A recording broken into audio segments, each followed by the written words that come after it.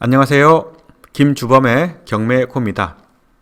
이번 시간은 등기부상 공시되는 권리 중 전세권에 대해서 확인해 보겠습니다.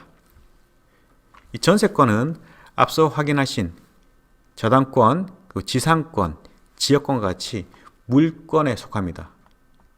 따라서 이 공시가 있어야 그 효력을 인정받게 되는 것이죠. 즉 등기가 있어야 된다는 말입니다. 또한 이 전세권은 앞서 보신 저당권, 지상권, 지역권과 같이 사용, 수익, 그리고 담보권까지도 같이 가지고 있는 권리입니다.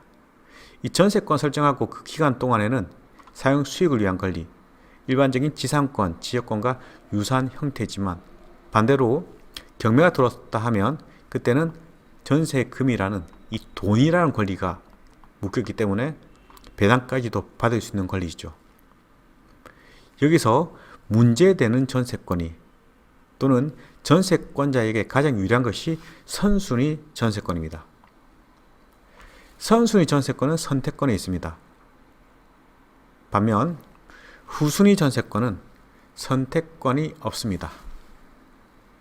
그 선택이라 하면 이 전세권의 권능이 첫 번째, 사용 그리고 수익을 위한 권리이면서 두 번째, 담보적 권능도 같이 가지고 있습니다. 따라서 만약 경매 진행이 되었다. 이때 선순위 전세권은 둘 중 선택을 할 수 있습니다. 만약 내가 사용 수익권을 택했다. 이러면 배당을 해주지 않습니다. 앞서 보신 지상권, 지역권과 같이 돈과 관련된 권리로 보지 않겠다는 것이죠.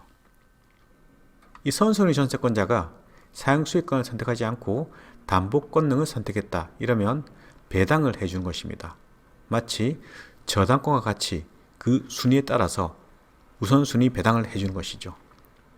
그렇기 때문에 이 선순위 전세권이 있다면 전세권자의 입장에서는 선택할 수 있는 것이고 반면 입찰자 입장에서는 사용수익권을 택했다면 내가 인수해서 전세금을 향후 이 전세권자가 집을 비우고 나가겠다. 이런 전세권 해지 사유 있을 때 그때 전세권 말소와 이 전세금을 반환하는 것이죠.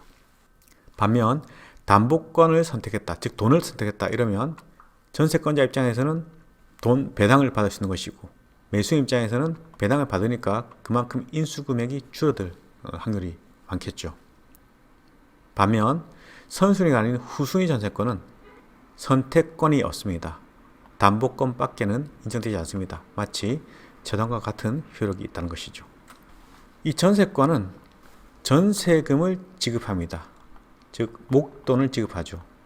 우리가 일반적으로 말하는 올전세, 이것이 전세가 되는 것입니다. 전세금을 지급하고 타인의 부동산에 토지 등 건물과 상관없겠죠. 그 용도에 따라서 둘 간의 전세 계약을 체결할 때 주거용으로 하겠다 또는 상업용으로 하겠다 이런 용도를 가지고 있는 것이죠.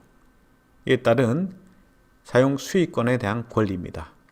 따라서 그 기간 동안은 사용 수익권에 관한 권리, 이 전세 기간 만료하면 이 전세금 반환 채권을 가진 것이죠. 이 우선 변제권, 등기된 순서에 기해서 배당 순위가 지정되는 것입니다. 따라서 이 전세권은 용익물권, 즉 사용 수익을 위한 물권, 그와 동시에 담보물권적 성격을 가집니다. 전세 기간 동안에는 사용 수익할 권리, 집을 나갈 때 또는 경매가 들어왔을 때는 우선 변제받을 수 있는 권리, 두 가지 특성을 가지고 있는 것이고 부동산 경매에서는 이 소멸 기준 권리 이후에 즉 후순위 전세권은 매각으로 소멸됩니다. 반면 선순위 전세권이라면 소멸되지 않고 매수인이 인수하게 되는 것이죠. 이 선순위 전세권도 전세권자가 배당 요구 종기일까지 배당 요구 즉 돈을 선택했습니다.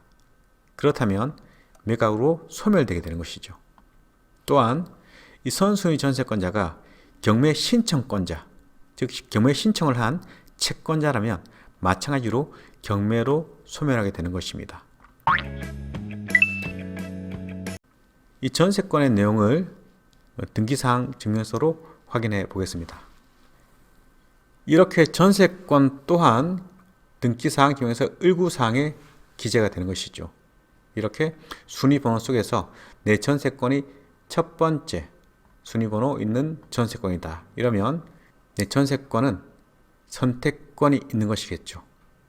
등기사항 그 내용은 전세금이라는 이 목돈에 대한 기재가 되는 것입니다. 그리고 그 범위가 정해지죠. 건물의 일부인지 또는 전부인지. 존속 기간이 정해집니다. 일반적으로 2년 정도로 하는 것 같습니다. 기간은 전세권자와 전세권 설정자가 서로 상호 협의해서 정할 수 있는 것입니다. 전세권자가 누구인지에 대한 표시가 되어 있습니다. 그 부기번호가 달리는데 이렇게 집합 건물 경우에는 이 건물만에 가는 것이라는 표기를 하게 되는 것이죠.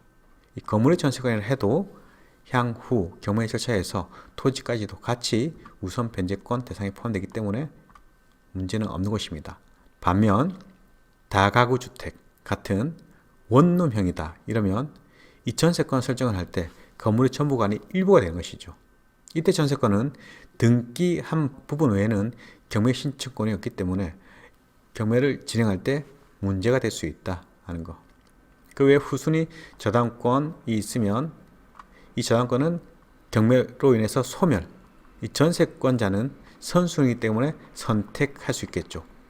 내가 전세금을 택할 것인지 또는 존속기간을 택할 것인지 본인의 선택으로 배당 또는 계속 점유 유지를 할 수 있는 것입니다. 다가구 원룸 주택의 전세권 설정의 모습입니다. 이렇게 전세권 설정을 한 건물에 2개의 전세권이 있는 것이고 그 범위가 건물 전부라면 2개의 전세권이 있을 수가 없습니다. 건물 일부에 가는 것이죠. 2층 전부에 대해서 3층 북쪽 약 67.465제곱미터 전부에 대해서 그 전세금에 대한 기재가 있는 것이고 존속기간에 대한 것도 같이 있는 것이죠. 전세권자가 누구인지도 보는 것이고 일부라면 도면이 첨부되어서 어디 쪽에 있다 하는 기본적인 도면이 들어가게 되는 것입니다. 이렇게 전세권은 등기로 인해서 성립을 하는 것이고 등기를 하게 되면은 외부에 공시되기 때문에 전부인지 일부인지에 대한 내용을 확인할 수 있는 것이죠. 전세권에 대한 내용은 더 보실 내용이 많지만 기초 강의에서는 이 정도만 보도록 하겠습니다. 이번 시간은 전세권에 대한 내용을 확인했습니다. 다음 시간에 뵙겠습니다.